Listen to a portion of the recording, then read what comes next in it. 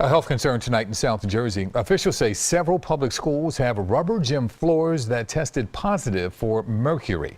Eyewitness News reporter Cleve Bryan is in Washington Township right now with details. Cleve? Well, it's a problem that's popping up all throughout the country, including here in Washington Township. Those rubber gym floors meant to reduce broken bones are actually releasing mercury vapor. And that includes most of the schools here in Washington Township, where many parents are demanding new floors. I know that a lot of people are upset and pulling their kids out because it's just, we don't know. Colette Staub has been leading the charge to inform fellow Washington Township parents about the presence of mercury in many of their children's school gymnasiums.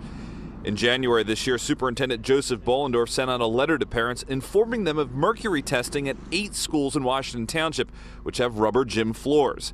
At issue is that until the early 2000s, some synthetic gym floors were installed with mercury additives, and wear and tear over time releases mercury vapor. We have kids that are low to the ground when they go to gym. You know, they run, they slide, they sit in squads, they do sit-ups, they get, run around active and are breathing heavily in the gym. And mercury vapors are heavy, so they're low to the ground like the kids. Some school officials in Washington Township became aware of the mercury in at least one gym during a floor repair in 2017.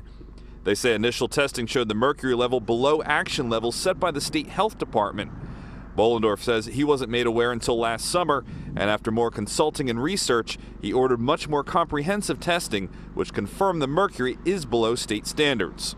It's difficult, if not impossible, to tell people that in spite of what the best information that's out there will tell you, that the gym floors are safe.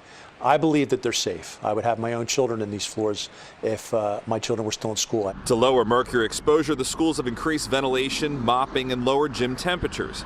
Now they're planning an emergency meeting on Wednesday to discuss replacing all the rubber gym floors, something many parents are demanding as some pull their kids out of gym class and seek mercury testing from pediatricians. My biggest demand and my biggest concern is that they should be shutting all these gyms down.